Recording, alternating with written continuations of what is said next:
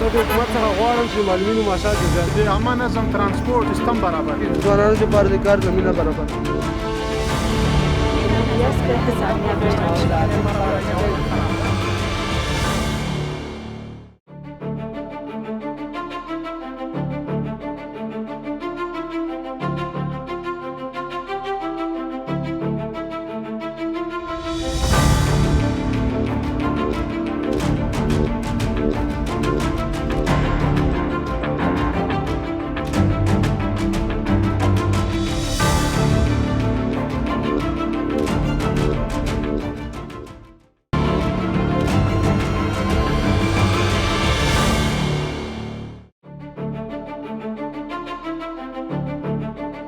لغمان د افغانستان په ختیځ کې پروت هغه ولایت دی چې خلک یې تر ډیره په کرنه او مالدارۍ بوخت دي.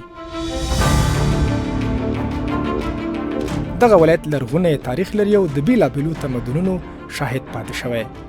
لغمان د ښکلي طبیعت له امله په سمسور لغمان هم مشهور دی او د کال په 4 وړو فصلونو کې د کښت و کر جوګوي.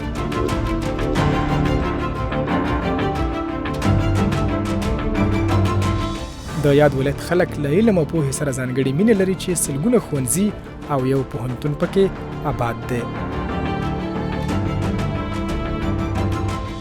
د الفت دغه زرخیزه ځمکه د هیواد څو ولایتونه له یو بل سره نښلوي، خو لا هم د بنسټیزو پروژو، صنعتي ودې او کاري فرصتونو اړتیا پکې زیاته محسوسیږي. موږ د ولس غږ خپرونې په لړ کې د ځل لغمان ولایت ته راغلي یو ترڅو د خلکو ستونزې مخامخ له چارواکو سره شریکې کړو.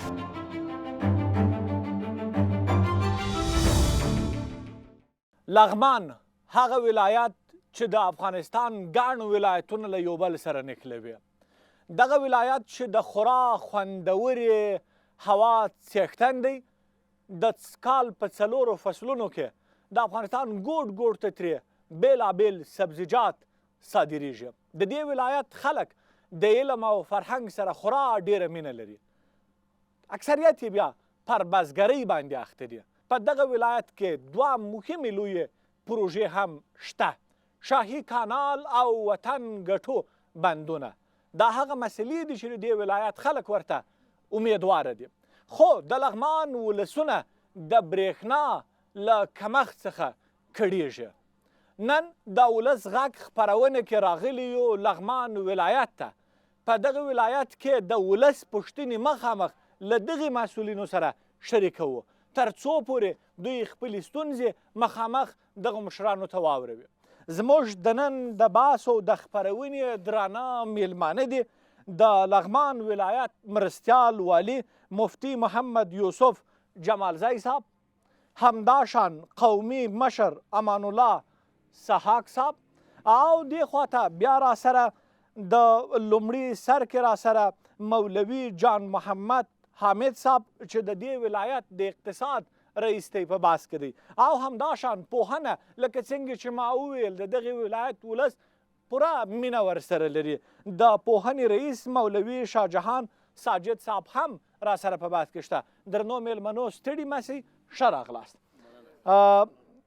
جمالزی صاحب پیل له تاسو څخه کوو. لکه څنګه مې چې وویل لغمان خورا یو مهم ولایت دی. ګڼ سیمې د افغانستان له یو بل سره نښلوي. تیرو کلونو ته په کتو باندې د لغمان نننی تصویر څه ډول دی؟ بسم الله الرحمن الرحیم، حامدا و مصلیا اما بعد. ډیر خوښ یم چې نن د لوی الله په فضل سره د اسلامي نظام د چتر لاندې او د ډاډمن امنیت په فضا کې او د خپل درانه د لغمان ولسونو مخې ته ناست یو او غواړو چې د لغمان د ولسونو او د لغمان د ادارې او د حکومت ترمنځ کوم هماهنګي دی او کوم یو بل سره یووالی دی، نو د هغې یو عملي نمونه ستاسو مخې ته اوس موجوده ده. او زه خوښ یم چې هغه څه ناڅه د لغمان په اړه باندې چې کوم زموږ په ذهنونو کې یا کوم حقایق دي چې هغه خپل ولسونو سره هم شریک کړو او ستاسو په حضور سره او ستاسو په توسط سره غواړو چې هغه د لغمان د ولس او د لغمان د نظام ترمنځ او د حکومت ترمنځ هغه یو بل سره ښه هماهنګي خپل درانه هیوادوالو ته هم وړاندې خو رابر جمال زی صاحب که د لغمان د نننۍ تصویر څه بیانوي دغه ټکه راسو نو محمدي صاحب موږ به دا ووایو الحمدلله لغمان په دې ورځو کې د 4 کال په تسلسل کې داسې یو مرحلې ته رسېدلی دی چې الحمدلله ښه ډاډمن امنیت پې تامین دی ولسونه خپل هر نوع مشکلات هر نوع غوښتنې هر نوع مطلب دا دی چې د زړه خبرې خپل مسؤلینو سره په آزاد ډول شریکولی شي او د نظام د هر ریاست او د ولایت د مشرتابه دروازې د خپل د ولس مخې ته خلاصه ده او هیڅ نوع مشکل د نظام د مسؤلینو او د ولس ترمنځ د یو بل سره مطلب دا د شریکولو ممانعت نشته الحمدلله زمونږ د لغمان ولایت مشرتابه او د دې ترڅنګ د ټولو ریاستونو رئیسان خپل مربوطه خدمتونو لپاره مختلف ولسوالو ته سفرونه کوي او دغه شانته مختلف ساحو ته سفرونه کوي بازارونه ځي خپل ولسونو سره ني انشاءالله د ولس یعنی اطمینان د خپل نظام په باره کې بشپړ موجوده ده او موږ هم د خپل د ولس د همکاریونه په ډېر مننه کوو انشاءالله ډېر ښه هماهنګي موجوده ده او لغمان ورځ تر بلې یو پیشرفت طرف ته روان دی او د یو پیشرفت نظام نه یو پرمختللی نظام نه یو غښتلی نظام چې د یو ولس څنګه هیلې او توقع کېږي هغه د هیلې او توقع هغه د عملي کېدو اثرات اوس لغمان ولسونه په خپل په عمل کې اینی کور دی آباد مننه وربس هم همداشان سحاق صاحب را سره ناست دی د ولسونو او قومونو په استازیتوب باندې سحاق صاحب دی سحاق صاحب د لغمان اوسېدونکي څومره ځان په ننني حکومت کې ویني بسم الله الرحمن الرحیم محمدي صاحب تاسو ته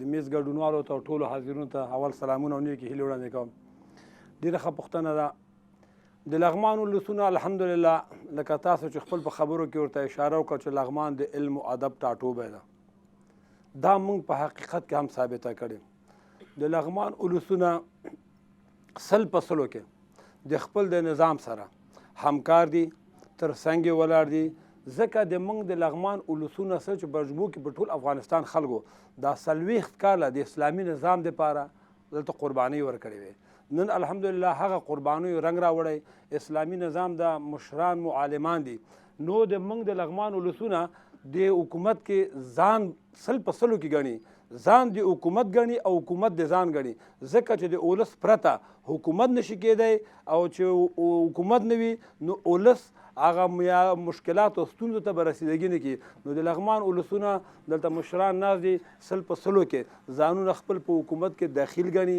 د دوی د خدماتو نه چې پر وخت ارعایه کړي دي ورغلي دي ستونزو ته ورته رسیدګي کړې ده په دغه لحاظ باندې د لغمان خلک د خپل د ادارې نه خوښ او راضي هم دي او پر سل په سلو کې ځان په حکومت پورې او فعلي نظام کې داخل او ملاتړ ګڼي کور دی آباد درنو هزارو باید خیره نه کوچې نن ستاسو وار دی زه ډېر نه پوښتم ډېر به تاسو پوښتئ او زموږ مسؤلین به درته ځواب درکوي راځم د اقتصاد رئیس زموږ سره په خپرونه کې دی حامد صاحب د لغمان نننی اقتصادي وضعیت څه ډول تعریفوئ بسم الله الرحمن الرحیم محمدي صاحب او مجلس ټولو ګډونوالو ته السلام علیکم ورحمت الله وعلیکم السلام سلام نه بعد د هیواد عمومي شرایطو په څیر د لغمان ولایت اقتصاد پرمختګ روان ده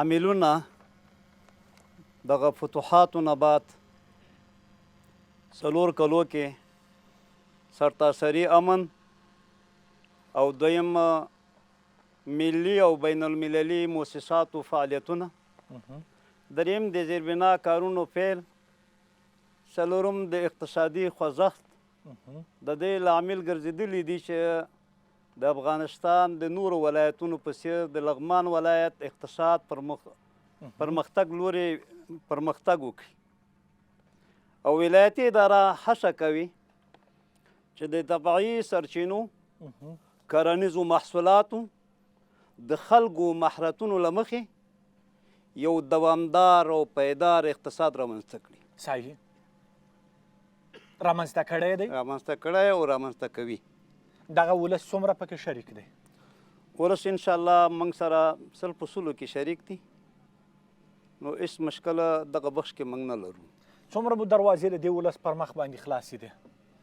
زمونږ دروازې شپې ورځ دغه ولس ته خلاص دي او ولس آزاده فضا کې کولی شي چې زمونږ ریاستو ته راشي او موږ هم مختلفو ولسوالیو ته، مختلفو درجاتو ته، مختلفو قومونو ته وځو او دوی سره نږدې نه اقتصادي وضعیت او اقتصادي حالات ارزو. راضي دي؟ نو دا پوښتنه بیا ولس نه وشي چې ولس دا موږ نه مهمه راضي ده پوښتنه او که ده. خفه له دي. تاسو څخه بیا وکم. کور آباد اوس به راسو د معارف رئیس ساجد صاحب هم را سره دی. د پوهنې په برخه کې لغمان د تیر په نسبت څه ډول ارزیابي کوئ؟ بسم الله الرحمن الرحیم. لله الحمد. لغمان ولایت د تیر په څیر موږ داسې ارزو چې په شفافه توګه او متوازن انکشاف په مرکز او په ولسوالۍ کې ملموس نتایج لري. که د لغمان آخري نقطې ته هم ورشي، هلته کې زموږ استادان، مدرسین او شاګردان په ښوونځیو په مدارسو کې حاضر وي. نه خیالي معلم شته او نه خیالي شاګرد شته او نه خیالي شاګردان پکې موجود دي. الحمدلله همدغسې انکشاف د لغمان ولایت د پوهنې په برخه کې روان دی او د جامعې ته پوهنې ریاست وړاندې کوي. صحیح. په دغه برخه کې د تیر په پرتله پرمختګ په کومه برخه کې ده؟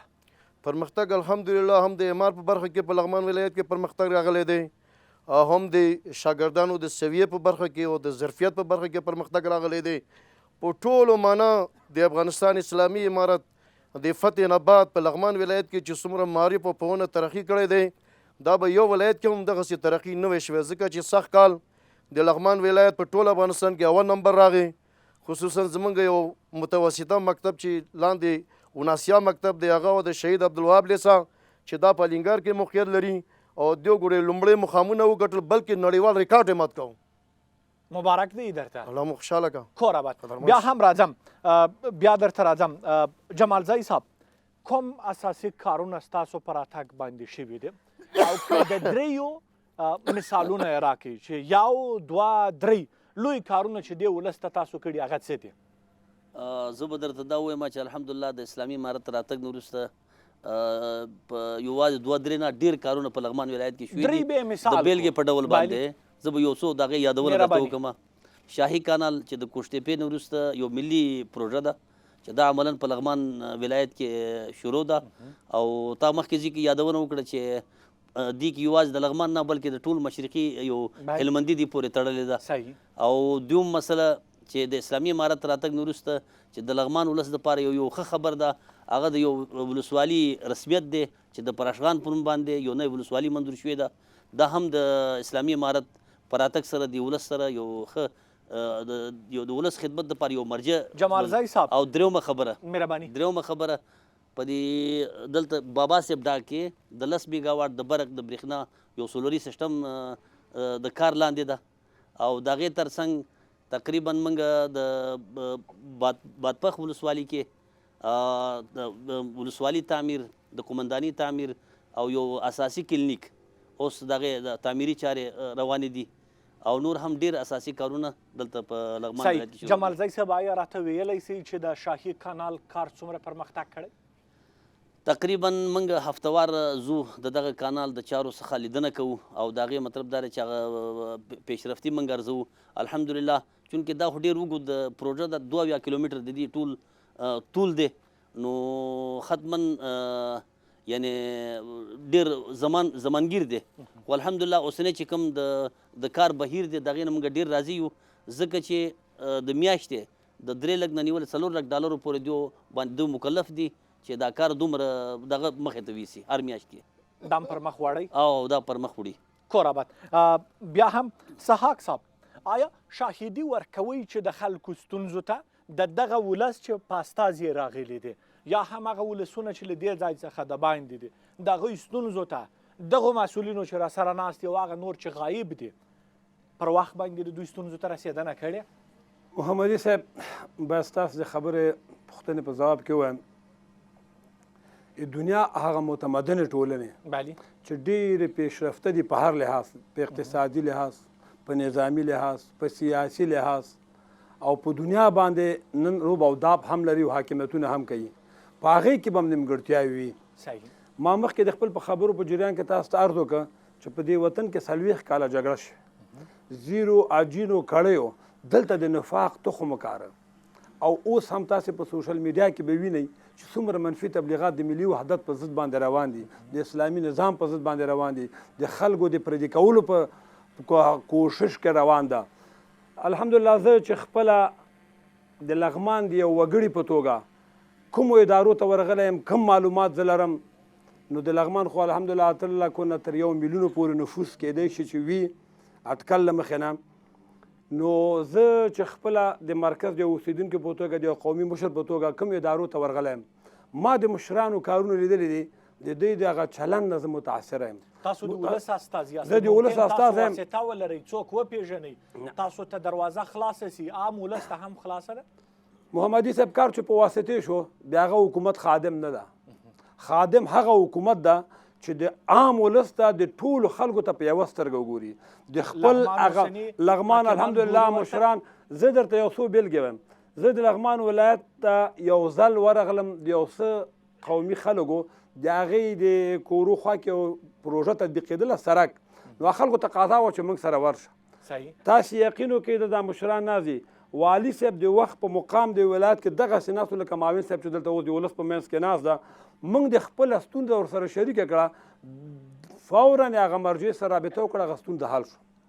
همداسې یو څو ریاستونو ته نور چې زه کله ورغلی یم د خلکو سره، د خپل ولس سره، نو د دې د چلند نه موږ دفتن راضي یو، خو اکتفا دې پرې نه کوي. زموږ مشران ناست دي، زه دا بیا هم وایم چې دا کوم خدمت دوی کړی ده د دې مننه اکتفا دې پرې نه کوي. لغمان لا خدمت ته ضرورت لري، په مجموع کې افغانستان خدمت ته ضرورت لري. نو د موږ د مسؤلینو دروازې الحمدلله د مشرانو پر مخ باندې خلاصې دي. کله چې څوک ورغلي دي هغه د خپل د صلاحیت مطابق، د امکاناتو لیدو ته په مطابق چې هغه څومره د دوی وس او توان ده، انشاءالله د خلکو ستونزو ته پر وخت رسیدګي شوې ده، او انشاءالله چې کیږي به یو دای چې هغه کار د سویې نه لوړي یا هغه امکانات په ولایتي اداره کې موجود نه وي، نو هغه به ګیله به موږ هم نه کوو، ولس به هم نه کوي. کوشش به کوو چې هغه کارونه چې زموږ په واک کې دي، زموږ په اختیار کې دي، لکه مشرانو چې ویلې انشاءالله چې په وخت رسیدګي شوې او بیا به هم کیږي. کور دې آباد. کور آباد. راځم بیا هم را سره حمید صاحب ده. حمید صاحب په تیرو څو کلونو کې مو کومې پروژې داسې پلي کړي دي چې هغه تاسو خپله ډیزاین کړي وي، طرحه او فنډ مو هم خپله ورته پیدا کړی وي؟ په لغمان ولایت کې په تیر 4 کلونو کې له 1401 کال څخه تر روان 1404 کلونو پورې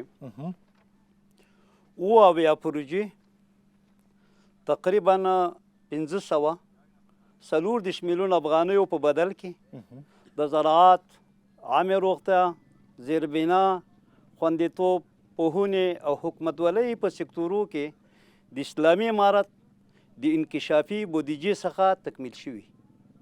تاسو ډیزاین کړی، تاسو طرحه کړې؟ بلې، موږ سالانه انکشافي پلان جوړو، بیا هغه پلان خپل وزارت سره شریکو. زمونږ د وزارت د لارې بیا مربوطه سکتوري وزارتونو سره موضوع شریک کیږي، نو هغې نه بعد بیا عملا په پروژو باندې اقدام کیږي. صحیح. او په اوسني وضعیت کې دغه پروژو ته رسېدنه سوې چې د دغه ولس غوښتنه ده؟ بلې، هغه بنیادي پروژې چې افغانستان اسلامي امارت د مشرانو لخوا منظور شوي وو، نو په هغه باندې کار شوی، پروژې تطبیق شوي دي. او دغه پروژو د تکمیلېدو سره ګڼ شمېر خلکو دپاره کاري فرصت هم برابر شوی. نو اوس هم فعلا هم پروژې جریان لري او خلک تینا استفاده او ګټه اخلي. کور دې آباد. مننه. بیا هم ساجد صاحب، په تیرو 4 کلونو کې چې اسلامي امارت بیا ځلې واکمني ترلاسه کړې ده، که راته ووایاستئ چې څومره نوي ښوونځي جوړ شوي دي او څومره زده کوونکي په دې برخو کې ښوونځیو ته نوي جذب شوي دي؟ نو د افغانستان اسلامي امارت راتلو نه بعد موږ تقریبا 6 ښوونځي د بنیاد نه په لغمان ولایت کې جوړ کړي دي. او نوې اعمار شوي دي په لغمان ولایت کې. صحیح. او همدغه شان 15,488 کسه شاګردانو نوې ښوونځي ته جلب شوي دي، هم مدرسې ته او هم مکاتبو ته، دواړو برخو او کې، په دواړو برخو کې، یعنی دینی او عصري زده او کړو هم کې. دواړو ته جذب شوي دي. خو لیکن د مدارسو تعداد کم دی او د مکاتبو تعداد د شاګردانو زیات دی. صحیح. په دې برخه کې دینی زده کړې هغه څه دي چې ولس یې ډېر توقع لري. څومره کسان په دې کې عصري زده کړو ته جذب شوي دي او څومره کسان په دې کې هغه دینی زده کړو ته جذب شوي دي؟ په دې کې تقریبا چې زه به دا حساب درته ووایم چې 88,000 دا عصري مکاتبو ته جلب شوي دي او مابقیات دا د مدارسو ته جلب شوي دي. ساجد صاحب، یوه اساسي مسله هغه ده چې دا خلک وایي، دا ولس وایي، زه نه وایم، وایي د مکتب او مدرسې ترمنځ واټن دی. آیا دا واټن قبلوي که نه قبلوي؟ څومره مو کار کړی دی چې دغه واټن الحمدلله اسلامي امارت کې اوس په دې باندې لګیا دی دا واټن ورو ورو ختمیږي، ځکه چې نصاب یو شو تر 6مه صنفه پورې، نو واټن به څنګه پاتې شو؟ نور زه ولس ته اطمینان ورکوم په دې برخه کې واټنونه ختمیږي، ځکه چې دا به ټول یو نصاب شي. کله چې یو نصاب شي واټن چېرته بیا پاتې شو؟ یعنی اوس واټن په لغمان کې انشاءالله تعالی نه الحمدلله په لغمان کې ښه مخیب کې روان دي تعلیم او تربیه، په ونه ښه پرمختګ کړی دی. دا واټنونه به ورو ورو ختمیږي په لغمان ولایت کې. اوس ختم شوی؟ ختم شوی نه دی، خو نږدې دی ورته. کور دی آباد. نږدې دی ورته. درانه ولس، اوس تاسو ته درځم. تاسو د اوزار واورېدل، اوس راځئ چې له تاسو څخه واورو. هغه کسان چې سوال لري لاس پورته کوي، زموږ همکاران به درته مایک ورسوي او هغه همکارانو ته به نوبت ورکړل شي. په دغه دریم قطار کې دغه ځوان ته مایک ورکړي. همکاران چیرې دي؟ بسم الله الرحمن الرحیم. 3 پوښتنې لرم د 3 وړو مسؤلینو څخه په نوبت په لاندو کې صرف 2 ټکو کې انشاءالله وړاندې کوم. لومړی معاون صاحب ته، د والي صاحب چې کوم معاون دی، پوهنتون هم تاسې پورې مربوطیږي. تقریبا د لغمان پوهنتون ایجاد د لوړو زده کړو وزارت کې په 1490 کال کې شوی دی، مګر تر اوسه پورې موږ په لغمان پوهنتون کې نه مېلمستون لرو، نه پارک لرو، نه د هغې سړکونه جوړ دي. نو د درسي ځای لپاره د هغې چاپېریال ډېر زیات مهمه دی. نو تاسې په دې برخه کې څومره همکاري کړې ده او د دغه ځایونو د جوړولو لپاره تاسې موږ سره څومره همکاري کولی شئ؟ دوهمه پوښتنه د اقتصاد رئیس صاحب څخه، تاسې څنګه محمدي صاحب چې مخکې ویلې په لغمان کې موږ 2 ملي پروژې لرو، یو د شاهي کانال دی، بل د وطنګټو بند دی. نو زه راځم د وطنګټو بند په اړه پوښتنه کوم چې وطنګټو بند کارونه شروع شي، 2 میاشتې 3 میاشتې جریان ولري، بیا د هغې نه وروسته بندیږي، علت څه دی او چارې تر کوم ځای پورې بشپړ شوي دي؟ د میلمنو څخه زه هیله کوم چې سوالونه درته ولیکئ، بیا به یو ته ځواب ورکوو. 2 نور سواله هم راخلو بیا ځوابو ته. په دغه آخر قطار کې هغه ځوان. بسم الله الرحمن الرحیم. محمدي صاحب تاسو ته سلامونه، ټول درنه ولس ته او مسؤلینو ته. لکه زموږ درنو مسؤلینو چې یاد کړه د شاهي کانال پروژه چې دوی مونږ هغه راپور کې لیدلی وو چې دغه پروژه به په 3 کلونو کې بشپړه شي، خو چې کله موږ الینګار ته ورځو او دغه پروژې کار ګورو داسې نه ښکاري چې دا په 10 کلونو کې به حتی دا بشپړه شي. کور دی آباد. کارونه ډېر یعنې سلو روان. حاجي صاحب ته په لومړي قطار کې مایک ورکئ، دغه مایک راواستوئ لومړي قطار ته. بسم الله الرحمن الرحیم. د لغمان په 1 کیلومتري کې د پهلوان بابا نه بره برق په هغه وخت کې تیر نه شو، ځکه کوم شرکت چې و هغه دې نه وېرېده چې په الینګار کې جنګ ده و، هلته مجاهدین دي. د لغمان ولایت د مرکز مربوط تاخري سرحده پورې د برق پایې ولاړې دي. مسؤلین چې هلته ورشي دې کې په خپله د حال په ژبه باندې 2 خبرې دي. یو دغه هره پایه په سلګونو مرمیو باندې لګېدلې ده، دې ښکارندوی د چالینګار کې مجاهدین و، هلته جنګ و، نو هلته پروژې تطبیق شوې نه دي. او دویمه دا خبره کوي چې دغه ساحه کې کار نه ده شوی، که کار شوی وی نو ولې پایې تیرې دي او برخه پکې نشته ده.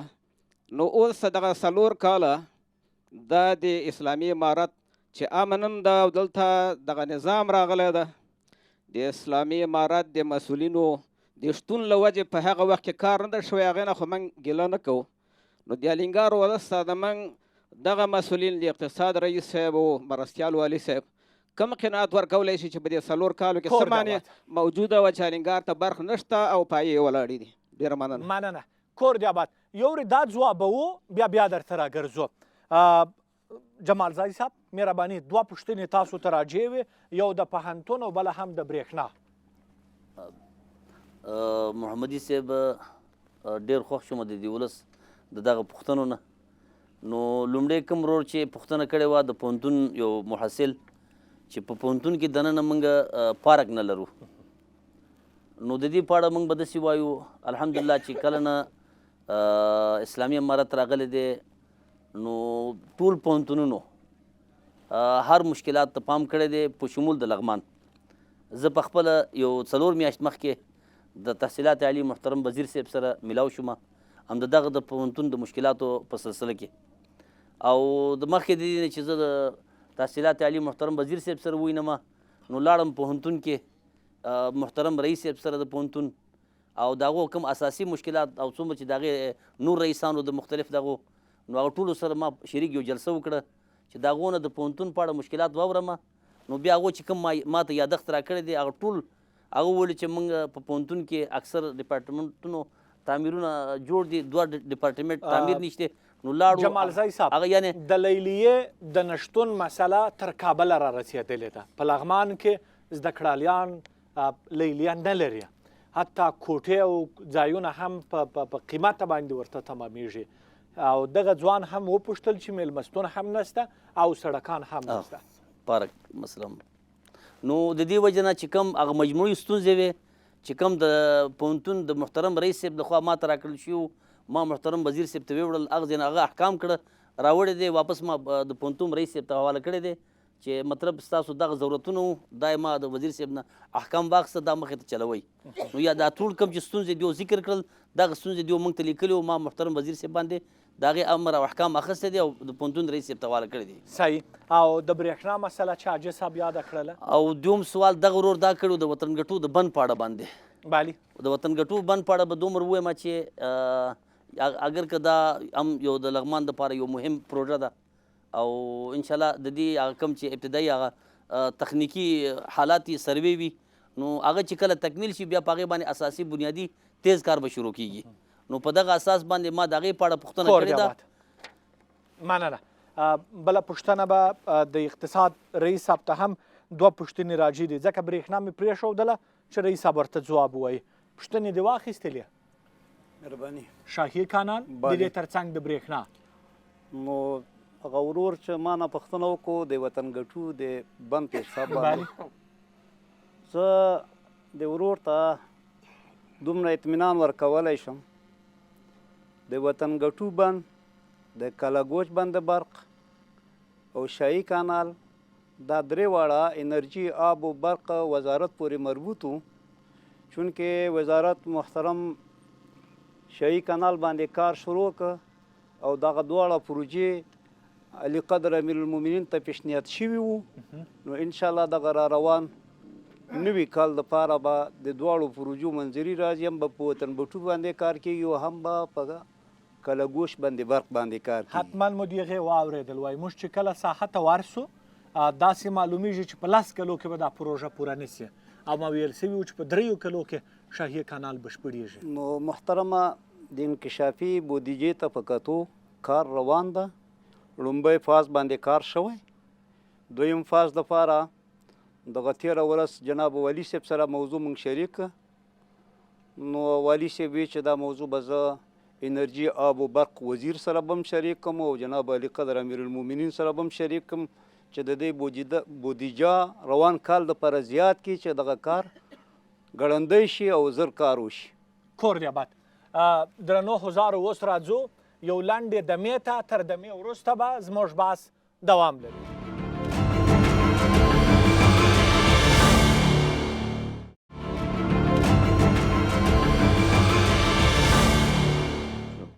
درنو لیدونکو بیا هم ښه راغلاست. د ولس غږ خپرونه د لغمان ولایت له مرکز مهترلام ښار څخه ستاسو درانه حضور ته وړاندې کیږي. اوس راځو همغه پوښتنې ته. یوه مسله د برېښنا وه چې الینګار ولسوالۍ ته برېښنا نه ده رسېدلې. که معاون صاحب ځواب ورکوي او یا تاسو ځواب ورکوئ مهرباني. نو د جناب مولوي صاحب سوال په ځای ده. واقعا چې الینګار ولسوالۍ کې برېښنا مشکلات موجود دي. البته دغه موضوعات ریاست برق پورې مربوط ده. څو پیرې دغه پیشنهادونه د قومونو پیشنهادونه ولایت د لارې موږ ته هم راغلي، موږ هغوی سره شریک کړي دي.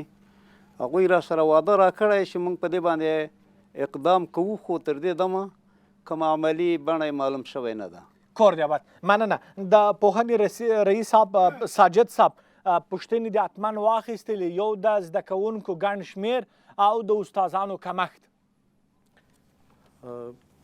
لغمان ولایت کې موږ تقریبا 6,990 برحال کارمندان لرو، استادان لرو، مامورین لرو. نو دا ټول په رسمي دندو باندې بوخت دي او د ولس په خدمت کې دي. آیا بسنه کوي دا لغمان ته د 6,990 کسان؟ پاتې شو دا خبره چې ولې د تشکیل کم دی. د تشکیل وختونه موږ بیا کړی د افغانستان اسلامي امارت د راتلو نه بعد، هغه تاسو ته هم معلومیږي او د ولس ته هم معلومیږي، تنقیصات را روان دي. په دې لنډو ورځو کې تقریبا زموږ 29 کسه د ریاست مامورین تنقیص شو. د هغې نه مخکې 86 کسه د سواد آموزي استادان تنقیص شو. بیا هغو دپاره زه وزارت ته لاړم، هغه ځای نه انشاءالله مکتوب راغی. د هغې استخدام پروسه هم اوس په لغمان ولایت کې جریان لري. همدغه شان 98 کسان معتمدین دا تنقیص شو، ځکه چې تنقیص لړۍ په موږ باندې روانه ده.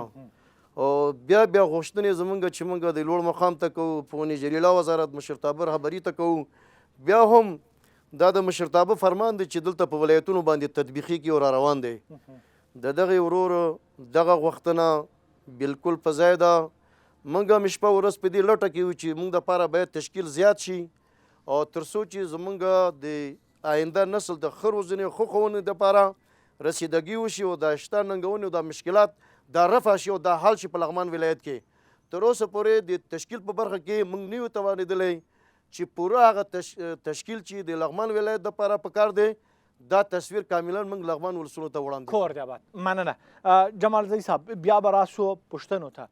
د لغمان د خلکو غږ په ننني حکومتولۍ کې چې دلته تاسو یاستئ، والي صاحب د نور مسؤلین دي، څومره اورېدل سوی ده؟ د دې په اړه محمدي صاحب دومره به ووایم چې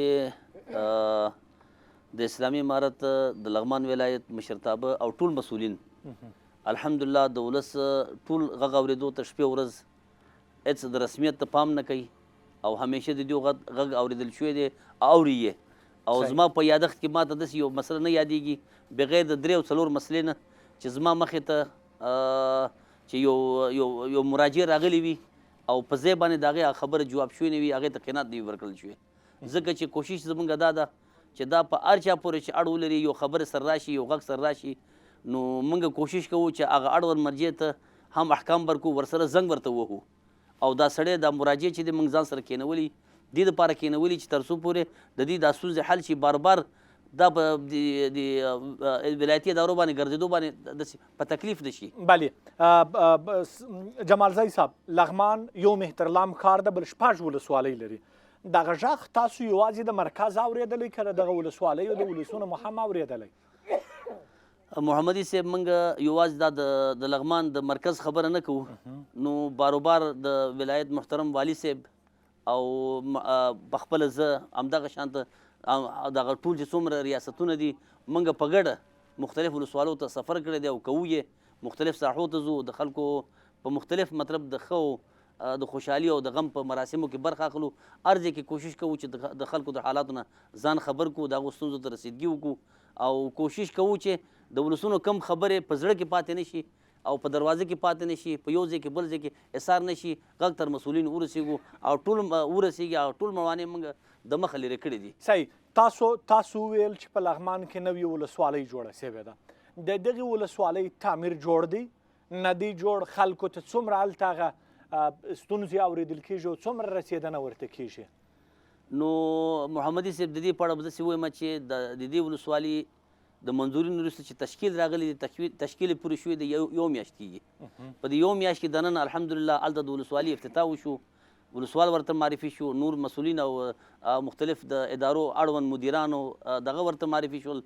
بیا موږ لاړو ولسونو سره کېناستو، هغو نه موږ ځمکه واخیسته. د ځمکې اخیستلو نه وروسته عملا د استخباراتو د مدیریت تعمیر کار پرې روان دی او ولسوالۍ دپاره هم ځای مشخص شوی دی. نو تېر روز کې زه مرکز ته تللی وم او اوس محترم جناب والي صاحب مرکز ته تللی دی صرف د دې وجې نه چې مشرانو نه د پرېشخان د ولسوالي د تعمیر غوښتنه کور دی آباد. مننه. سحاق صاحب، آیا کله حکومت ورغوښتي یاستئ؟ مشورې درنه اخیستې دي؟ که مشورې درنه غوښتې دي او ورغلي یاست، څو بیلګې یې راته ووایه. محمدي صاحب باید عرض کړم تاسو ته چې د حکومت په بعضې مواردو کې یا زه یا د لغمان نور مشران یوازې زه به فکر کوم چې زه به شرط نه یم. بالکل. په بعضې مواردو کې چې ضرورت ده مشورو ته د ولسونو مشران یې غوښتي دي، نمایندګان یې غوښتي دي، د هغې سره مشورې شوي. د بیلګې په توګه زه به درته چې خپله زه پکې وم او حضور مې درلوده 3-4 مثاله به درته. مهرباني. یو ځل د امر بالمعروف وزارت ریاست د لغمان بخښنه غواړم، دا قومي مشران ځینې د مکاتب او امیرین صاحبان مسئولین او د منطقې مشران یې غوښتي وو. کله چې ورغلو کېناستلو د هغوی زموږ سره مشوره دا وه چې آیا زموږ محتسبین په ښار کې، په کور کې، په کلي کې، په ولس کې خو د خلکو سره بد چلند نه کوي، خدای مکړه زشت چلند نه کوي. نو په دغه رابطه باندې که چیرې تاسې په کوم ځای کې کوم داسې عمل وینئ زموږ سره شریک کړي. دا ګوره د هغې پورې مربوط کار وم. صحیح. رئیس صاحب د معارف دلته ناست د مخامخ پوهن د ریاست څو ځله غوښتي یاستو. په هر مکتب کې حمایوي شورا ده چې هغه حمایوي شورا خپله د ولس استازي دي، کېدای شي دلته به مشران ناست دي. د حمایوي شورا غړي په هر مکتب کې دا د ولس استازي دي. دوی سره وخت په وخت د پوهنې ریاست د مشرتابه له خوا نه مشورې کېږي چې څه رقم موږ شو کولی با کیفیته تعلیم د خپلو اورندونو ته وړاندې کړو. صحیح. څنګه کولی شو چې زمونږ دغه کومې ستونزې مشکلات چې دي چې اورور پوښتنه وکړه دوی ته د حل لاره پیدا کړو. ما مخکې عرض وکړه ځینې هغسې مشکلات دي چې د یو ادارې د یو ولایت اداري هغه چارواکي یا مشران هغوی په صلاحیت کې به یو د هغوی د صلاحیتونو لوړ خبرې دي په دې برخه کې. درېیمه بیلګه به یې درته دا وایم د لغمان د امنیت د ریاست له خوا نه، د استخباراتو ریاست له خوا نه چې دلته ځینې مشران زه وینم ناست دي چې دوی غوښتي وو د دوی سره مشورې شوي دي، حتی د ولایتي سفرونه یې ورته برابر کړل چې د خلکو ترمنځ دغه واټنونه کم شي، یو د بل د دوست سره اشنا شي. دغه تېره جمعه کې هم د لغمان قومي مشران، ځوانان، متنفذین او حتی پخواني نظامیان غوښتل شوي وو، دوی سره مشورې وشوې. دا چې ځینې میډیا منفي تبلیغات کوي چې ولا دلته دا کېږي او پخواني نظامیان وژل کېږي، دا خبرې زه بالکل ردوم. دلته د لغمان پخواني نظامیان حتی موږ لغمانیان چې د جنرالۍ رتبې درلودلې په تېر نظام کې د قمندانان د سارندویو د لیوای سرحدي قمندانانو هم غوښتل شوي دي، هغې سره مشورې شوي دي چې ځان پردی ونه ګڼي، دا نظام خپل وګڼي او نظام سره همکاري وکړي. نو دغه څو بیلګې وې چې درته مې وویله چې خپله موږ هم پکې برخه درلودله، موږ سره مشورې شوي. او بل نو یو نظام بیا به درته راسمه. حامد صاحب، یوه مهمه مسله د ځوان قشر وزګاري ده. دا هغه مسله ده چې ډېر ځوانان ترې کړېږي. دمګړی په لغمان ولایت کې څومره خلک په کار بوخت دي او دا د وزګارۍ کچې ګراف لوړ تللی دی که ښکته شوی دی؟ نو په لغمان ولایت کې ځوانانو دپاره فعلا تقریبا 50,000 کسانو دپاره موږ کاري زمینه او فرصت په مختلفو ولسوالیو کې په مختلفو پروژو کې موږ ځوانانو لپاره کاري فرصت برابر کړی. البته هغه بیکاري کچه د پخوا پر پرتله بیکاري په ټیټه کچه کې ده، یعنې راښکته شوې ده. او اسلامي امارت کوشش کوي چې ځوانانو دپاره او بېروزګارو دپاره کاري زمینه او فرصت برابر کړي. په دغه بخش کې موږ ملي او بین المللي مؤسسات هم په جریان کې اچولي دي، هغوی هم په کار بوخت دي او پروژې تطبیقوي. او د سره بیا د افغانستان د اسلامي امارت په داخلي بودیجو باندې په مختلفو پروژو باندې کارونه روان دي چې لله الحمد ډېر ځوانان په کار باندې مصروف دي. یعنې تاسو وایئ چې په لغمان ولایت کې د وزګارۍ کچه راښکته سوې ده؟ بلې، موږ اطمینان درکوو چې انشاءالله نسبت د پخوا په پرتله د بیکارۍ او بېروزګارۍ ټیټ شوی ده، کچه یې ډېره په ټیټه راغلی. نو انشاءالله آینده دپاره هم موږ کوشش کوو چې دغه هغه ځوانان چې فعلا بېروزګاره دي نو هغوی دپاره کاري زمینه او بل زما سوال هم همدا دی، اوس هم په زرګونو ځوانان په دې ولایت کې چې د علم په ګاڼه باندې سمبال دي، اوزګاره دي، د هغوی لپاره پلان څه دی؟ نو هغوی دپاره بار موږ د UN اداراتو سره او د اقتصاد محترم وزارت سره موضوع شریک کړی ده. نو انشاءالله روان عیسوي نوي کال دپاره UN اداراتو د لارې د لغمان ولایت مهترلام او په پراشغان او په دولت شاه ولسوالیو کې بدیل معیشت نوې پروژې تطبیقیږي چې هغې کې به ډېرو ځوانانو دپاره کاري فرصت هم برابر شي. کور دې آباد. په دې هیله چې یوه ورځ د دې شاهدانو اوسېږو.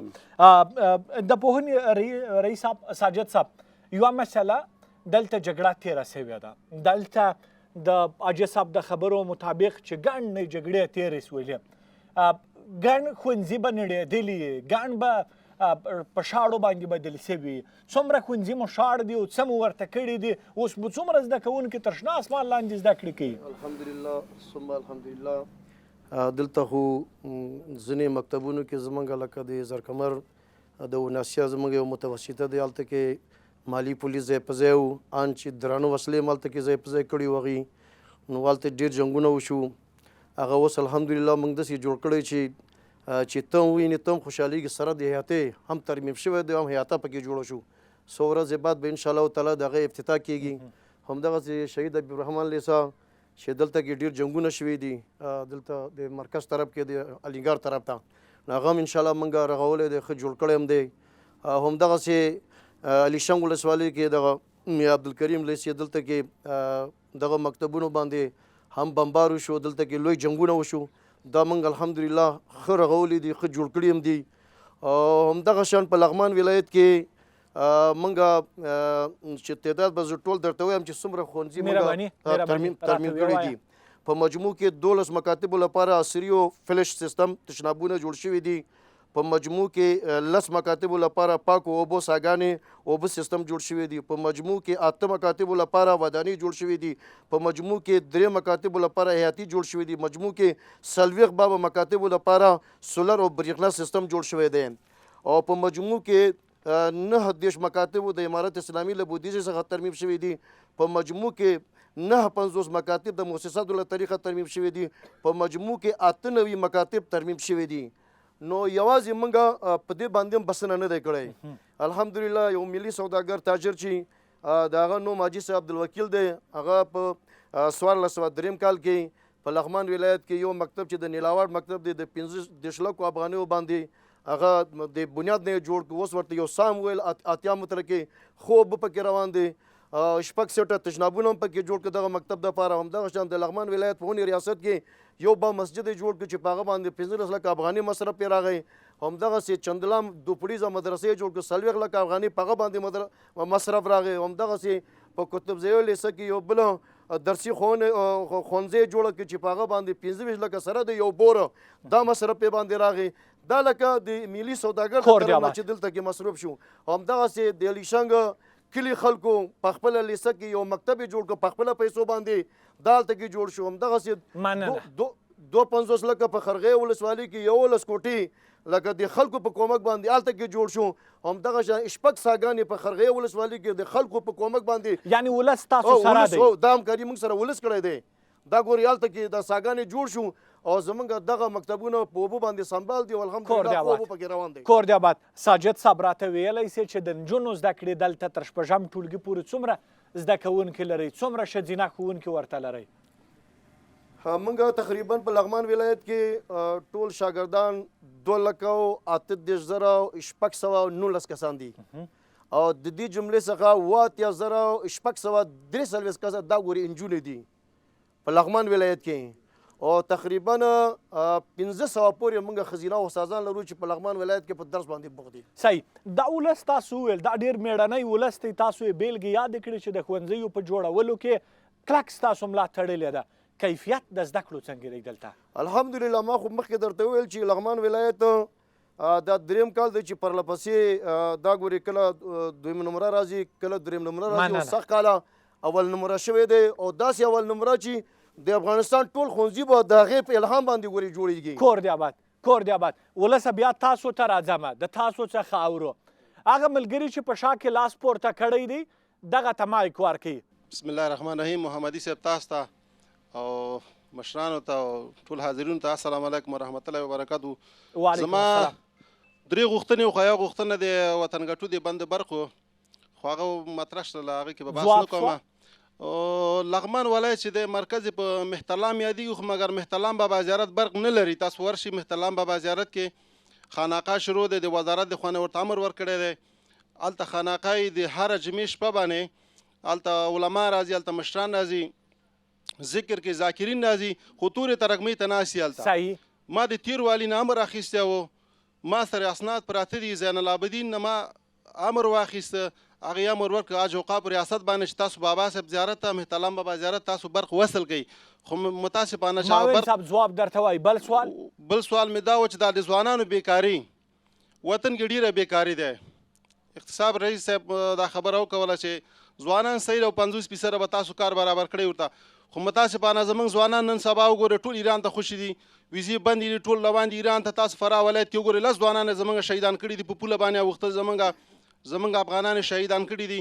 د ما د امارت اسلامي مشرانو دا خواهش ده چې د وطن کې دا د ځوانانو لپاره کار او کسب برابر کړي. ولې زما ځوانان شهیدان کېږي، ولې زما ځوانان ایران ته وړي.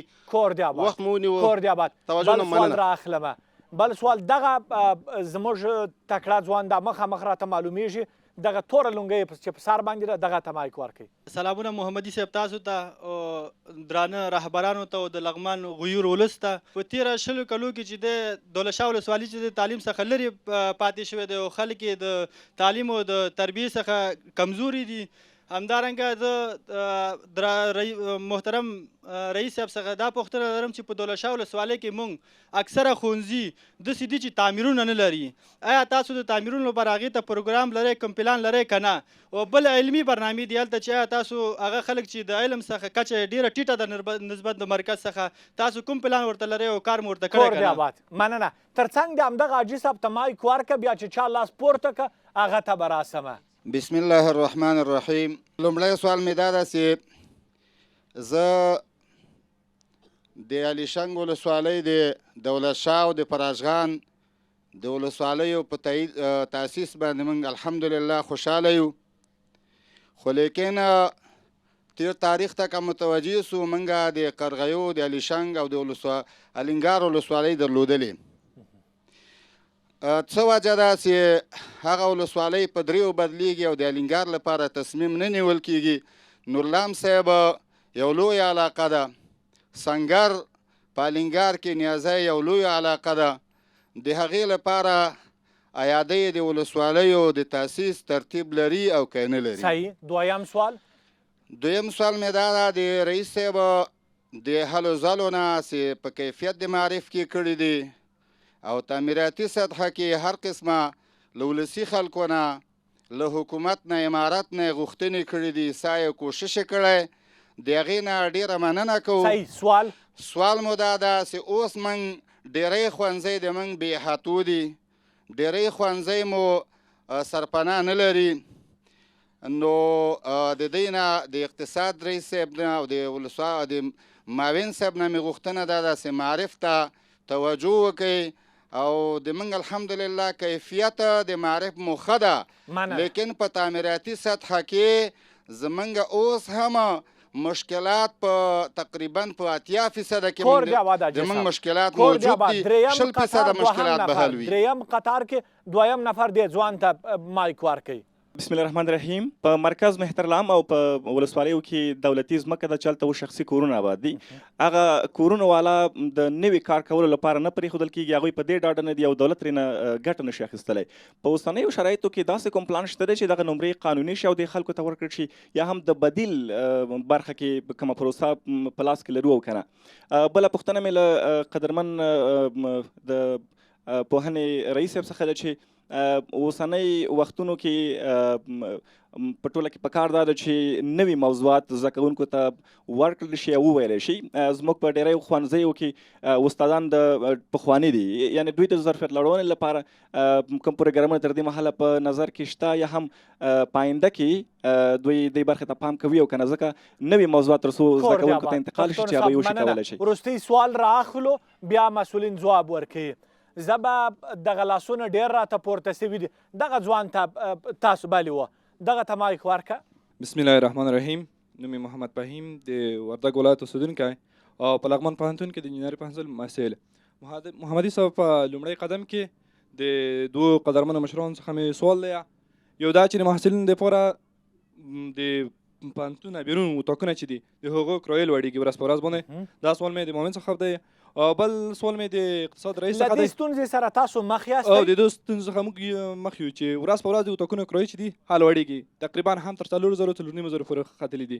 او دوهم سوال مې دا دی د اقتصاد رئیس څخه چې د راتلونکي لپاره دی په لغمان پوهنتون او ولایت کې داسې ودانۍ ډیزاین لري، داسې ودانۍ جوړېدلو امکان شته چې آیا د محصلینو ټولې ستونزې ورسره رفع کړو. کور دې آباد. مننه د پرمختګ په هیله باندې دغه ځوابوو. بیا راځم سمه ده و معاون صاحب اطمئن د سوالونه اخیستې. د مهترلام بابا د برېښنا مسله ده چې هغه ورور یاده کړې وه او بله هم کاري فرصتونه. مهرباني. محمدي صاحب د دغه ورور په جواب کې به داسې ووایم چې یقینا د لغمان ولس چې څومره برېښنا ته اړتیا لري په هغه کچې دلته برېښنا ظرفیت هم نشته او خدمت هم نه دي ترسره شوې. همدغه د دې لغمان ولسونو دغه مشکلاتو ته په کتو نو د اسلامي امارت لخوا د دې هڅه شوې ده چې د لغمان په داخل یا دې ته نږدې ساحه لکه د کلګوش بند تاسیس کړي او د هغې نه چې اول مستفیدین د لغمان ولسونو به انشاءالله د دې ترڅنګ دا د 10 میګا واټ اوس چې کوم د سولرو برق سیسټم روان دی همدا دې دپاره دی چې کوم ځای کې موږ په داخل د لغمان کې یا په اطراف کې کم کمبوتات لرو هم د دې نه استفاده وکړو دا زموږ ولسونه ښه ورنه مستفید شي. مهترلام بابا زیارت خانقاه د علما راټولیږي، د شپې برق ته ضرورت لري. نو د دې په اړه باندې فکر کوم چې دا زه چې راغلی ما نو دا اولنی ځل دی چې موږ ته دا خبره دغه کېږي. موږ به انشاءالله عاجل دې باندې غور به وکړو. تاسو به ورسئ دفتر ته دا مسله به ورسره وڅېړئ.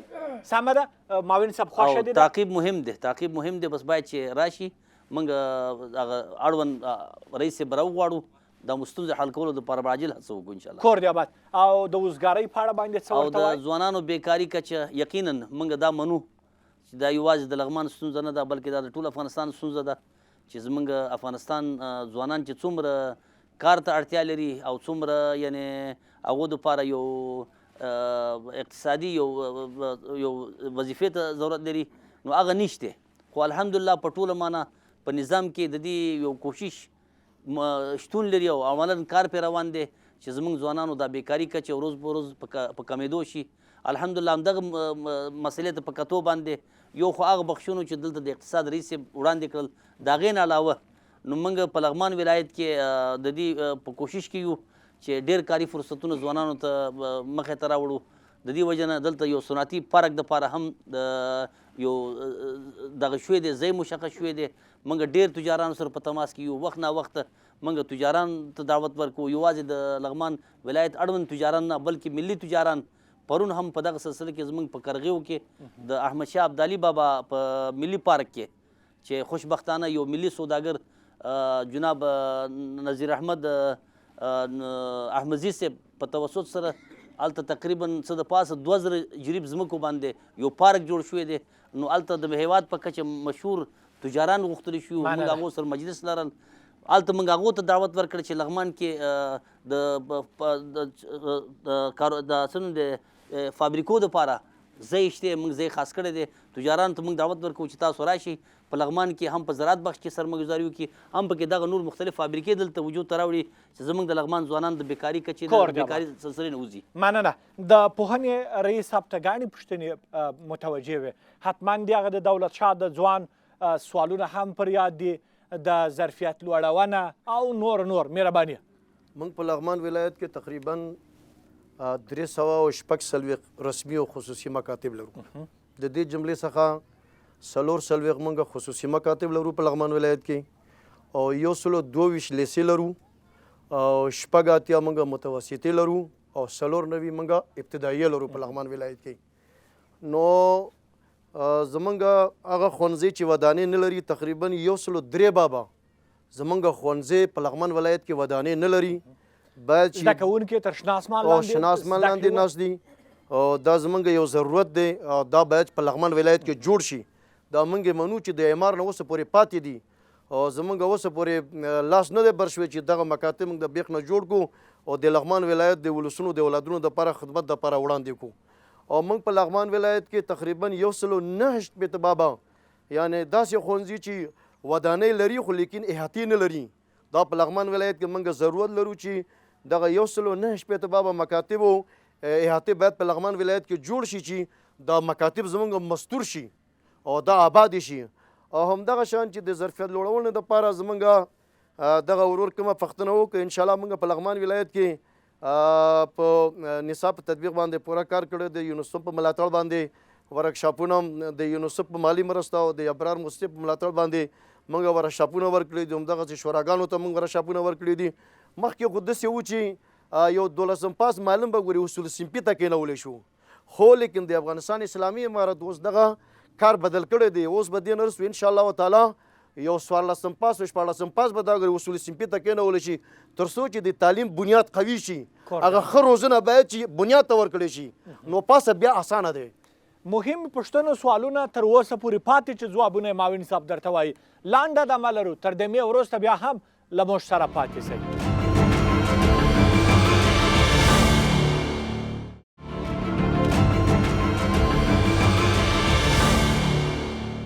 درنو حضارو بیا هم ښه راغلاست.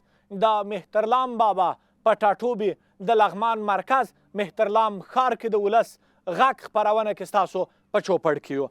معاون صاحب 2-3 نورې مسلې تاسو ته یوه د الینګار مسله چې آیا پلان لرئ نوٹ کړی دی صحیح او د دې ترڅنګ د نمرو مسله وه هغه ته مهرباني که جواب د مولوي صاحب محمد قاسم په جواب کې موږ به داسې ووایو چې یوازې الینګار ولسوالي نه دی چې باید 2 شي. یقینا لغمان ولایت ډېر پرنفوس ولایت دی ډېر زیات درجات لري ډېر وسیع عریض رقبه لري.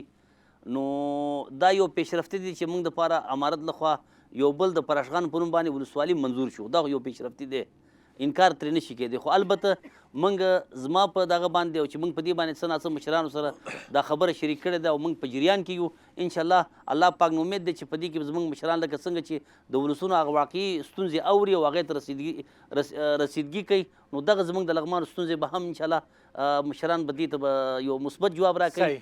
د لغمان هغه دا دی یو الینګار ولسوالي باید په 2 ولسوالو باندې وویشل شي هغه هم باید 2 ولسوالي شي. د کرغې ولسوالي باید 2 ولسوالي شي. د الیشنګ ولسوالي باید 2 ولسوالي شي ځکه چې دا درې واړه ډېر پرنفوس ولسوالي دي او ډېر زیات وسیع او عریض علاقې لري. نمرې او پاتې شو ورکوي او د کار اجازه دا بل ملګري چې کوم سوال کړی و چې ځینې خلکو دولتي ځمکو باندې کورونه جوړ کړي دي آیا داسې د دې پلان کې شته چې آینده کې دغه نمره دیو ته قانوني توضیح شي. دا یو ډېر ښه سوال دی او ځکه چې د لغمان ولسونه دې ته ډېر ضرورت لري. زمونږ لغمان اگر که ډېر زیات وسیع او عریض دښتې لري ښه فریمان ځمکې لري د دایمي اسکان دپاره نو دا 2 قسم دي. یو خو هغه دي چې هغه د شهرسازي یا د ښاروالي د پلان لاندې دي نو هلته چې خلکو غیر قانوني کوم شی ایجاد کړی دي او هلته پکې کورونه جوړ کړي دي نو یقینا هغه خو ښاري پلان پې خرابېږي نو هغې کې خو موږ مجبور یو هغه اصول دا ایجابوي چې موږ هغه ځای تخلیه کړو دغو نه. پاتې شو کوم لرې پرتې داسې ساحې چې هلته دولتي ساحې دي ولس د خپل مجبوریت د لاسه هلته لږ لږ شانته کوټې جوړ کړي دي نو موږ دا ځمکې چې خالي کوو اسلامي امارت چې خالي کوي همدغه ولسونو دپاره خالي کوي ځکه زموږ د لغمان محمدي صاحب لږ د دې اجازت راکړه چې دیو ته د دې وضاحت وکړم. تقریبا لغمان ولایت د نور ولایتونو په څېر ډېر زیات مهاجرین لري او نو همدغه مهاجرین دې ته اړتیا لري چې وطن ته راشي خپل دایمي اسکان دپاره هغو نمرې ولري ځمکه ولري. همدې ته په کتو دلته لغمان مشرتابه ولایت مشرتابه امرای دا کوم چې اړوند ریاستونه رئیسان دي یو ګډه کمیټه جوړ کړې ده دا دې پرېکړې ته موږ رسېدلی یو چې هر لغمان یو یو وګړی چې د بل هیواد نه راځي راستنیږي باید هغې ته دلته دایمي اسکان دپاره نمرې ورکړی شي.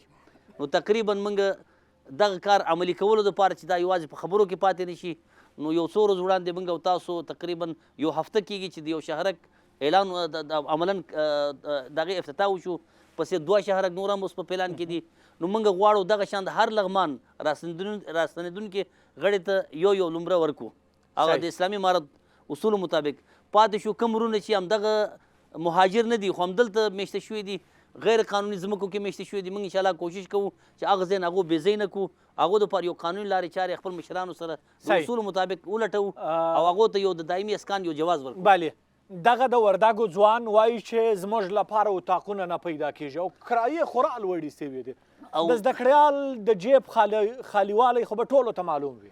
نو دغه مسلې ته به زه داسې ووایم چې یقینا دا ستونزې موږ ولایت مقام درک کړی دی او په دې دپاره موږ یو کمیټه هم جوړ کړی دی چې دا لاړ شي او دا مختلف چې څوک د رهنما د والا دي هغو سره خبرې وکړي، عموما یو تبلیغات وکړي، عموما دا شی دغه کې چې دا ځکه اوس یوازې دغه محصلین نه دي چې دوی اتاقونو ته اړتیا لري، بلکې مهاجرین دي چې تقریبا اوس موږ ته عاجل تقریبا د 15,000 نه زیات مهاجرین الی 20,000 پورې د لغمان اړوند مهاجرین دلته را رسېدلي دي، هغو کوټو ته ضرورت لري، اتاقونو ته ضرورت لري. د دې کنټرول دپاره موږ یو کمیسیون جوړ کړی دی، انشاءالله هغه به خپل څوک چې داسې زیاتي کوي د هغو مخنیوي به کوي او کوشش کوو چې د خپل هیوادوالو ته په مناسب بیه باندې د اتاقونو هغه خدمات وړاندې شي او بیې لوړه نه شي. دوی له تاسو سره تعقیب کولی شي؟ بیخي تعقیب کولی شي.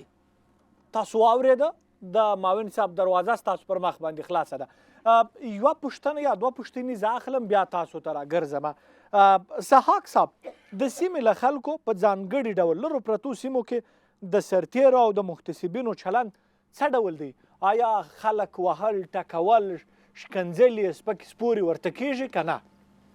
محمدي صاحب ما مخکې د خبرو په جریان کې تاسو ته عرض وکړه د اسلامي امارت مشرانو تاسې به تل د مشرانو څخه اورېدلي، خصوصا هغه ارګانونه چې نظامي بخش ده چې سرتیر هغې پورې دا مربوط دي لکه دفاع وزارت، داخلي وزارت او استخبارات، چې د هغوی مشرانو تل په خپلو کشرانو باندې غږ کړی ده چې ځان به د خلکو خادمان بولئ او همدا ولس و چې د جهاد په وخت کې موږ ته ځای راکړی، موږ یې په غېږ کې نیولیو.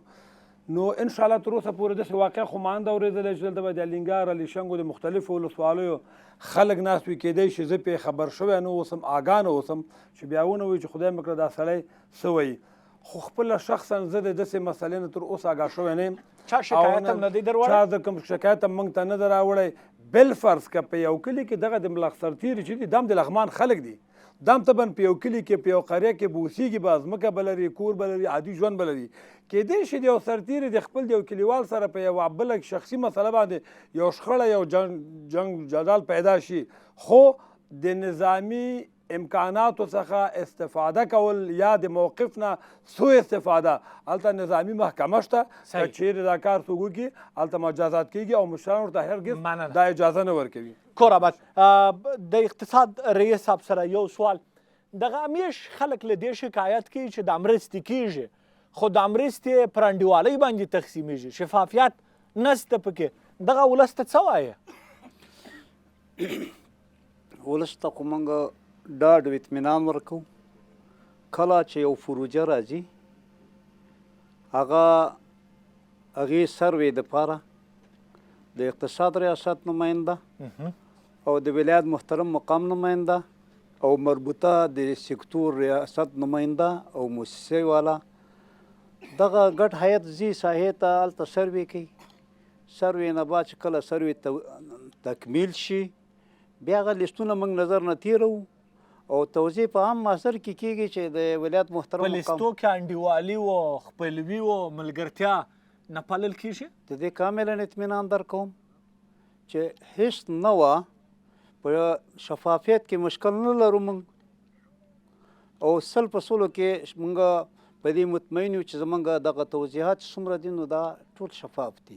کور دی آباد ولسه تاسو ته درځمه، اوس له تاسو څخه بیا اورو.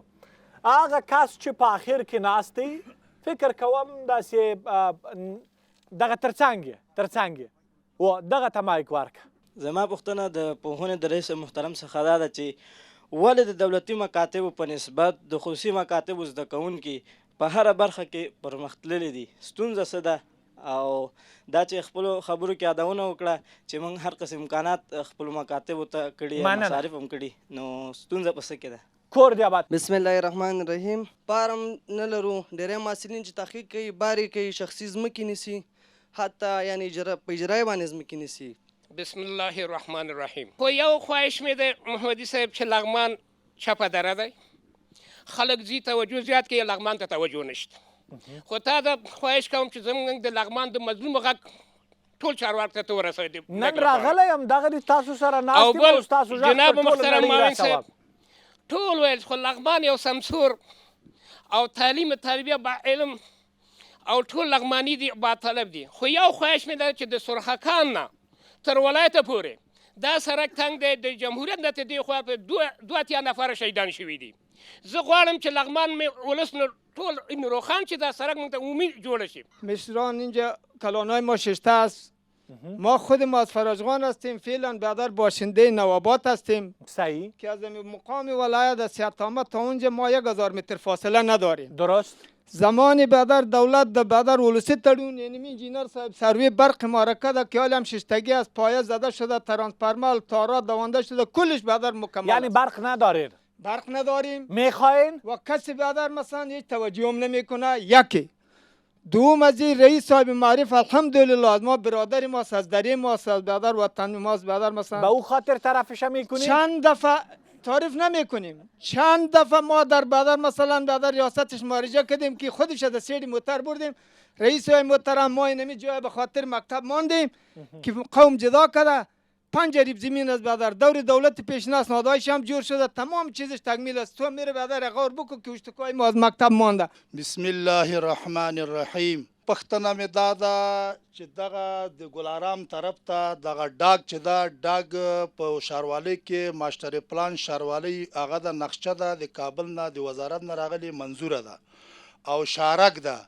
دغه شارک د معاون صاحب نه غواړم چې دغه شارک تطبیق سي او د شهدا او یتیمانو لپاره توزیع سي، د ضرور خلکو ولسی خلکو چې کوم ضرورت ده غریبانان مسکینانو ته توزیع سي. دغه ځوان هغه ځوان چې دغه تاسو ته وایم. بسم الله الرحمن الرحیم. زما پوښتنه دا ده، زه د اقتصاد پوهنځي محصل یم. زمونږ په پوهنځي کې د کدري استادانو کمبود بیخي زیات ده او زمونږ پوهنځی تعمیر نه لري.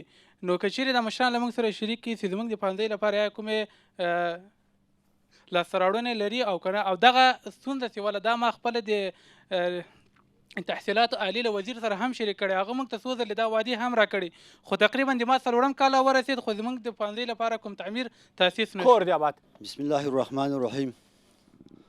ټولو ګډونوالو السلام علیکم ورحمت الله وبرکاتو. وعلیکم السلام. زما پوښتنه له مشرانو نه دا ده، زموږ د لغمان ټول عمومي لغړ شوی دا د چا فکر نشته. زموږ مشران زموږ سهم ده، زموږ لرګي جمع کېږي په درو کې، په کال کې یو کره د ټول په جمعواري ځي کابل ته. دا زما تقاضا ده د مشرانو نه، دا زموږ سهم د سرخکانو کې دی، دا بنیز واچول شي. اوس موږ لرګي اخلو په 100 روپۍ، په 120 روپۍ، سبا په یو ور راخوشي کېږي، ټول مشران وړي کابل کې هلته خرڅوي. دا زموږ حق ده، دا زموږ لغړ وطن ټول لغړ شو، ولې داسې کېږي؟ کور دی آباد. مننه. جمال زای صاحب، که لومړی ما ته ځواب راکړې د روغتیایي سکتور وضعیت مو اوس څه ډول دی او د ځمکو د غصب مسله په لغمان کې، بیا به راشو د ولس پوښتنو ته. مهرباني. محمدي صاحب د روغتیایي سکتور په اړه باندې به دومره ووایم چې د لوی الله په فضل باندې د لغمان په ټول اطرافو کې او درجاتو کې د مرکز په شمول باندې په ولسوالیو کې دغه اصولو مطابق هغه صحي هغه پرسونل هلته موجود دي، هلته صحي ځایونه پکې شته، خدمات وړاندې کېږي. د هغې ترڅنګ سیار ټیمونه هم شتون لري. ما د سیاحت عامې د رئیس صاحب نه په دې اړه باندې پوښتنه کړې وه، نو هغه موږ ته کاملا اطمینان راکړی دی. او کله هم چې څوک د کوم ساحې نه یو ستونزې په سلسله کې موږ ته راشي، موږ د سیاحت عامې رئیس صاحب راغوښتي دي، هغو سره کېنولي دي. د ځمکو د غصب مسله او پاتې شو د ځمکو د غصب مسله. په لغمان ولایت کې یقینا ډېر زیات دولتي ځمکې غصب شوي وو.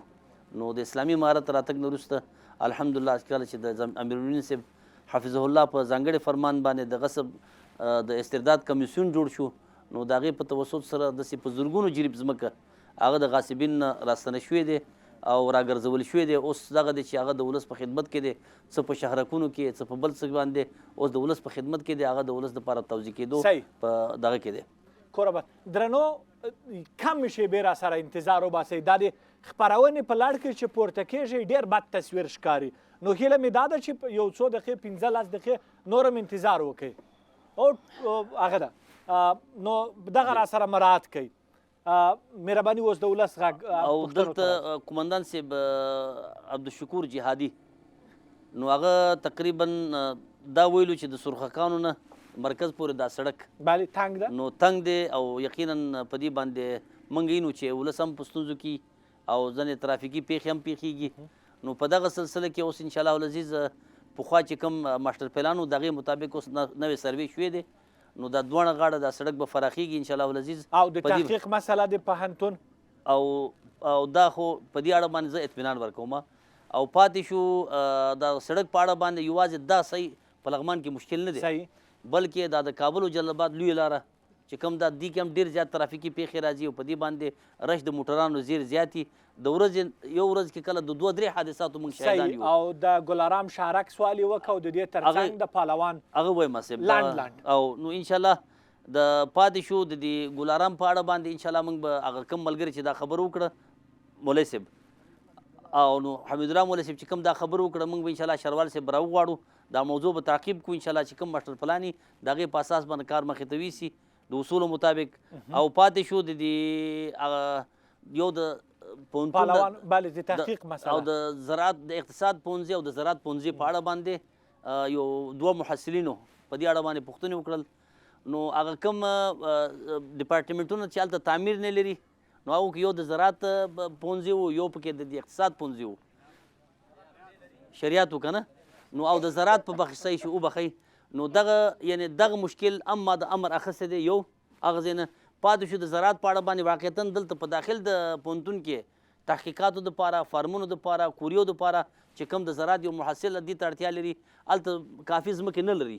نو په دغه اساس باندې موږ مخې ته 2 پلان لرو او دا موضوع موږ او د پوهنتون رئیس صاحب ترمنځ په دې باندې بحث شوی دی. یو دا دی چې قرغیو ته دا نقل شي ځکه چې په قرغیو کې وسیع عریض دولتي ځمکې شتون لري او اوبه هم شته او بل دا د په سرخکانو کې فکر کوم د مسلکي او تخنیکي کوم د عملیات کوم ځمکه ده کوم ځمکه ده هغه ځمکې ته باید موږ هغو سره اوس په تفاهم کې یو چې په هر یو باندې چې خبره جوړه شوه انشاءالله یا به سرخکانو ته نقل کړو یا به د قرغیو ته نقل کړو. د پهلوان بابا نه پورته سړک او د دې ترڅنګ د پل هم دا دوه او دا موږ پوره غاړه دا سړک د سیند نه پوره غاړه سړک یقینا کچه دی او دا هغه ستونزې موږ ته رسېدلې دی. د دې په اړه باندې موږ په پی ډي سي جلسه کې هم په دې باندې بحث کړی دی چې د هغه طریق جوړ شي او یا د فواید آمیزه طریقه جوړ شي. موږ په دې باره کې فکرمند یو او لا یو نتیجې ته نه یو رسېدلی او موږ دا ستونزې ځان سره درک کړې پایې تر کورونو رسېدلې دي خو برق نسته. دا بل سوال و. دا د دې وجه دا ده چې ما مخکې د دې خبره یو نیمګړی جواب کړی و. هغه دا و چې موږ دلته د برق ظرفیت کم لرو. یقینا ستونزې ضرورتونه ډېر زیات دي او ظرفیت یې کم دی. نو د دغه ظرفیت لوړولو په خاطر باندې موږ بیا وکولی شو چې انشاءالله د لغمان ټول برخو ته موږ دا بله جمالزی صاحب په علیشنګ ولسوالۍ کې پل نسته ناس ډیره ساحه ده په هغې ځای کې پل نسته د ملا صاحب ډیره او یقینا ډېر ځایونه داسې دي چې پل ته اړتیا لري پل ته اړتیا لري. موږ یو تا ته یو خبره وکړو چې د ولسونو په لنډو کې او په لنډو کې به یو خبره وکړو چې د ولسونو مطمئن شي. ځینې وختونه کې داسې چې د ولسونه خپل ستونزې راوړي ولایت مقام سره شریکوي. موږ واپس دا سوچ وکړو چې دا خو یو دوه ستونزې نه دي ځکه زموږ د افغانستان عموما د ستونزو یو مجموعه ده. باید موږ د ولسونو دې ته اړ نه کړو چې هغو راشي او موږ ته خپل ستونزې ووایي. باید موږ د سکتوري ریاستونو په ګډون او دغه د ولایت په رهبري کې او دغه شان چې کوم همکار مؤسسات دي د ټولو په شمول ټولو ولسوالیو ته موږ یو جامع په ګډه سفر ولرو چې هلته د ولسونو ستونزې د نږدې نه وګورو نږدې نه واورو. بیا نو هر ادارې مربوط کېږي نو د هغې ته رسیدګي وکړی شو. په دې اړه باندې الحمدلله موږ ډېر ولسوالو ته سفر ترسره کړی دی. په دې کې موږ سره د 18 مؤسساتو نمایندګان هم الحمدلله موږ چې کوم ځایونو کې پلونو ته ضرورت دی واشونو ته ضرورت دی، چک ډیمونو ته ضرورت دی او سربندونو ته ضرورت دی، سړکونو ته ضرورت دی او استنادي دیوالونو ته ضرورت دی. هغه ټول موږ نوټ کور دی آباد جمال ځای هغه صاحب. ټولو ته رسیدګي کولو په کوشش کوو. مننه. د پوهنې رئیس ساجد صاحب په پوهنه برخه کې مو څه نوښتونه کړي دي؟ زموږ د یو ځوان سوال و. لومړی سوال خو هغه یو ملګري وکړه چې د خصوصي مکاتبو د رسمي مکاتبو منځ کې نو زه دغه ورور ته دا وایم زه تقریبا 1442 نه په لغمان ولایت کې د تعلیم او تربیه عالی تحصیلاتو کمیسیون له طرف نه خادم مقرر شوی یم. الحمدلله د لغمان ولایت لرې پراتې سیمو کې انشاءالله زموږ مکتبونو د شاګردانو نه ډک دي، تعلیم کچه ښه لوړه ده الحمدلله. تر پراشغانه پورې موږ متمایل یو، تر بادپخته پورې موږ متمایل یو، د الینګار ولسوالۍ لرې پراتو علاقو کې موږ متمایل یو. او صحیح ده چې د خصوصي مکاتبو لږ شاشو داسې رنګ داسې ښه ښکاري د خلکو په نظر کې، خو لیکن زما هدف دا دی چې هغه 12 پاس سند موږ هغه ته هم ورکوو، دې ته هم ورکوو. تعلیمي کچه چې لغمان ولایت زما مخکې درته ویل جوال نمبر راغلی دا د امارتي ښوونځي دي ټوله 50 مکاتبو نه دلته سرویس شوي وو، او ځکه چې دغه امارتي ښوونځي اول نمبر راغلی نه هغه خصوصي ښوونځي اول نمبر راغلی دی لغمان ولایت. دا یو موضوع. بل هغه کاکا خبره وکړه که نه ای کاکا یک روز ما در ریاست نشسته بودیم، ای پیش ما آمدم. پارسی جبه که برته ویم. بفرمایید. وقتی که ای پیش ما آمد گفت که ما 5 جریب زمین داریم، مولوی صاحب محترم تو بامرای ما بیای که بریم اونجا ای زمین ها به تو نشان بدیم. رفتیم بامرایش. وقتی که اونجا رفتیم اون زمین را دیدیم، بعدا ما از کاکا پرسیدم که کاکا ای زمین مراحل تشدید شهروالی؟ گفت که نه. گفتم که مراحلش طی کنی نهایی کنی انشاءالله تعالی ریاست هماری در خدمت شما است. هنوز که این موضوع مانده در شهروالی ما چی کنیم؟ ما میتونیم که اونجا غیر قانونی کار کنیم. صحیح جواب ای است. بل هغه ملګری چې کومه ګامونه موږ اخیستي دي، ګوره شل کلانه په جهاد کې په مکاتبو کې ډېر ننګونې مشکلات وو. الحمدلله د افغانستان اسلامي امارت راتلو نه بعد موږ ډېر ګامونه اخیستي دي، خیالي معلمین هم ختم کړي دي، صفر ته هم رسولي دي په ټول لغمان ولایت کې. الحمدلله ټول پرسونل په یو وخت حاضرېږي. ما نه ونیسه زه په ورځ کې 2-3 مکاتبو باندې ورځم، نظارت کوم، زما معاونین په مکاتبو باندې ورځي نظارت کوي. انکشاف مسلکی معلمین حضرات دا نظارت کوي، انکشاف مسلکی مدرسین حضرات دا نظارت کوي. موږ شپه ورځ همدغه ګامونه دي چې موږ په لغمان ولایت کې اخیستي دي او نتیجه یې ورکړې ده. ډېره زیاته مننه. حامد صاحب د لغمان ولایت یوه مسله کوچني چک ډمونه دي، په دې برخه کې مو څه کړي دي؟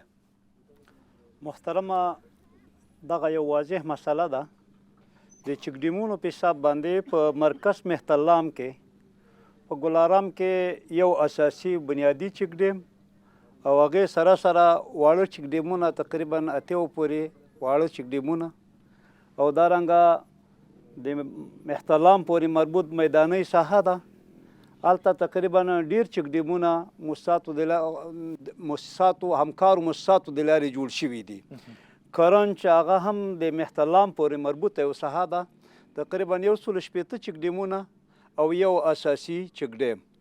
او دې سره سره په کرغیو ولسوالۍ کې، په علیشنګ ولسوالۍ کې، په مختلفو سیمو کې موږ چک ډیمونه جوړ کړي. خو البته مشکل اساسي مشکل په یوه نقطه کې ده چې سږ کال وچکالي زیات ده او د وچکالۍ په مقابل کې کور دی آباد چک ډیمو ته اشد ضرورت ده. نو بعضې ساحې د چک ډیمونو غوښتنه لري. البته د چک ډیمو په حساب باندې نسبي موږ په ټول لغمان کې په ټولو ولسوالیو کې هم کار کړی. بیا راځمه.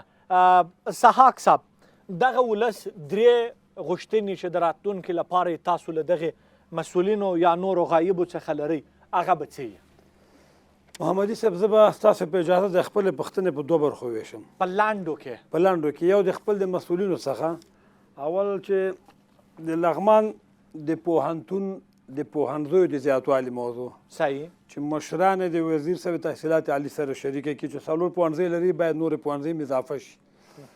دویمه غوښتنه د لغمان په سطح باندې چې زه لرم د لغمان د ولایت د ارتقا خبره درجه چې دا ډېر د پخوا نه موږ کړې ده او اوس بیا هم د خبره باندې ټینګار کوو. که چیرې د لغمان ولایت د دغه 3مې درجې نه 2مې درجې ته ارتقا وکړي، اداري واحدونه یې ورسره زیات شي او د امتیاز سره. 2مه غوښتنه. 3مه غوښتنه هم د لغمان په سطح باندې د موږ دغه د لغمان په ولایت کې دغه دوه سیندونه چې موږ لرو د امکان په صورت کې که چیرې دغه مهر شي او په دې باندې د برق سیستمونه جوړ شي دغه ستونزې چې دا مشرانو شریکې کړې دا به ټولې حل شي که اجازه لنډو کې او یوه غوښتنه ستاسې د تلویزیون د لارې چې جهاني تلویزیون ده او مشران یې ویني هغوی باندې مې غږ دا ده د مشرانو باندې چې دا د ولس غږ ده چې په اول قدم کې زموږ د هیواد دپاره د هوایي دفاعي سیستم باید چې له هر طریقه کېږي مشران د دغه غم وکړي چې تر څو دا فضا زموږ په امن کې شي او د خلکو د دغه بې ځایه هغه نه تجاوزونه په امن کې شو. کور دې آباد. مننه جمال زی صاحب، دوه ژمنې چې دې ولس ته ورکړي هغه به څه زه د دې ستاسو د دې رسنۍ په توسط سره د خپل مشرانو نه همدغه د ولسونو سره یو قسم ژمنه هم ده، ولسونو سره او خپل مشرانو غوښتنه هم ده. هغه دا ده چې لغمان ولسونه چونکې ډېر زیات پر نفوس دي او دیو چې دا یو مشکل دپاره چې کوم حکومت پورې تړلی مشکل وي نو خپل ولسوالي ته ځي نو یقینا ځنې ډېر داسې لرې درجات دي چې راتګ یې ډېر ستونزمني او نو په دغه اساس باندې انشاءالله موږ خپل مشرانو غوښتنه هم کوو، خپل ولسونو سره تعهد هم کوو چې انشاءالله دا ستاسو د ارمان او دا ستاسو هیله به خپل مشران غوښتنه کوو هغو ته به رسوو او جدي غوښتنه به ورنه کوو د خپل د ولایت د ولسونو په نمایندګي باندې یو به انشاءالله العزیز دا د ولسوالیو زیاتوالی ځکه چې دا د دې ولسونو اساسي یو هیله ده، یو بنیادي موضوع ده چې هغه هم د علیشنګ هم د دې کرغیو هم پکې د الینګار ولسوالي یوه موضوع خو دا ده او دوم انشاءالله العزیز چې ډېر په نږدېو کې هغې باندې کار شروع کېږي نو زمونږ کوشش کوي او دا په دې باندې دا منظور شوی هم د لنډ ورځو کې کار شروع کېږي دا د بادپخ سړک به انشاءالله سروبي سره وصلوو. کال میاشت کلونه فکر کوم چې یعنی د میاشتو کې به شروع شي انشاءالله. کور دې آباد. هفته کې مننه کار شروع کېږي. کور دې آباد. مننه د اقتصاد رئیس حامد صاحب، دوه هغه پلانونه چې تاسو یې لرئ د راتلونکي کلونو لپاره چې لوی دغه ولس ته یو زیری وي هغه به څه وي؟ محمدي صاحب ما خو د دولت انکشافي بودیجې نه چې کومه پروژې تکمیلېده نو هغه مې وویې درته خو البته د مؤسساتو لخوا چې کومه پروژې په لغمان ولایت کې تطبیق شوي هغه پاتې دي. ویې وایه په لنډو کې په لنډو کې به دا درته وایم چې په تېر 4 کلونو کې په لغمان ولایت کې 130 پروژې تقریبا 55 میلیون ډالرو په بدیل کې په مختلفو سکتورونو کې په لغمان کې تطبیق شوي دي او دې سره بیا نوي کال دپاره دغه روان کال 1404 کال چې فعلا شروع ده دې کې هم پنځم به یې 1405 کال شته دغه میاشت کې چې دغه کال کې چې فعلا روان یو اوس فعلا موږ هم پروژې لرو په مختلفو سکتورونو کې چې تقریبا اویا پروژې د ملي او بین المللي مؤسساتو لخوا تقریبا 40 میلیون ډالرو په بدیل کې فعلا په جریان کې دي. او زیری د څه دی دوی خلکو ته؟ زیری مې د خلکو ته انشاءالله نوی کال لپاره د وطن ګټو او د کلاګوش هغه هم اگر که ساحه د نورستان دی خو ګټه یې لغمان ته ده یو زیره خدا د انشاءالله نوي کال دپاره مطمئن یم چې انشاءالله د 2 بندونو باندې به کار شروع شي. کور دې آباد. مننه. 2 غټ بندونه دي بیا حساب ورسره پوښتنه کوي. دې سره سره د دولت شاه ولسوالۍ مورا بند هم په نظر کې نیول شوی چې هغه هم د سیلابونو خطر دپاره مننه هغه ډېر مفید ده او هغه هم په نظر کې نیول شوی او دې سره سره انشاءالله انکشافي پلان زمونږ د ریاست اقتصاد تکمیل او جوړ او نوي کال دپاره مختلف کور دې آباد. مختلفو سکتورونو کې موږ پیشنهاد کړي انشاءالله او په وخت زمان باندې به کور دې آباد. حمید صاحب، ساجد صاحب دغه ولس ته کومه ژمنه ورکوې؟ زه ولس نه ډېره راضي یم. دغه ولس موږ سره ډېر په سخته کې ودرېدلی دی او یقین په خدای وکړه چې کله دیو ریاست ته راشي خلکو چې موږ ته به ډېر په سختو ورځو کې چې موږ باندې به ډرونونه روان وو د دښمن الوتکې به تېرېدل را تېرېدلو دیو به موږ ته غرونو ته روټې راوړل ځکه چې څومره چې موږ دیو دپاره خدمت وکړو موږ بیا هم ځان دپاره کم حسابوو ځکه چې د دیو خدمت موږ نه زیاته ده. موږ باید دیو دپاره ډېر زیات لاسنیوی وکړو. خو یوه خوشخبري وله ورکوم چې هم د امارت په امکاناتو نه موږ کوشش کوو چې مشرانو نه چې په لغمان ولایت کې دغه ښوونځي جوړ شي خو یوه نوې زیره دا دی چې حبجي صاحب عبدالوکیل دا مخکې ورځو کې راته ټلیفون وکړو چې په لغمان ولایت کې 15 جریبې ځمکه کې یو دارالایتام جوړوم دا مخکې چې مې درته ویل چې دا کم کارونه یې کړي دي 300 کسه شاګردانو باندې به مشتمل وي استادانو ته پیسې هم زه ورکوم او شاګردانو ته دغه امکانات به هم زه ورکوم یو مدرسه د خیرآباد کې دا به هم درته جوړوم یو بله مدرسه په څه کې څه ورته په زرکمر کلي کې دا هم راته منظور کړه انشاءالله تعالی تر کومه چې زمونږ توان دی او زمونږ غوښتنې څوک مني انشاءالله موږ هغه ولس ته وړاندې کوو درنو حضارو له تاسو ټولو یوه نړۍ مننه کور مو آباد ژوندي اوسئ چې وخت مو راکړه ستاسو درنو ولسونو څخه هم د زړه له تله مننه کوم ستاسې هغه زموږ سره په نن بحث کې ګډون د ستایلو وړ دی درنو لیدونکو له تاسو هم مننه تر بیا بلې خپرونې مو په لوی او مهربانه څښتن تعالی سپارم د ولس غږ له لغمان څخه په همدې ځای پای ته رسېږي تر بیا د خدای پامان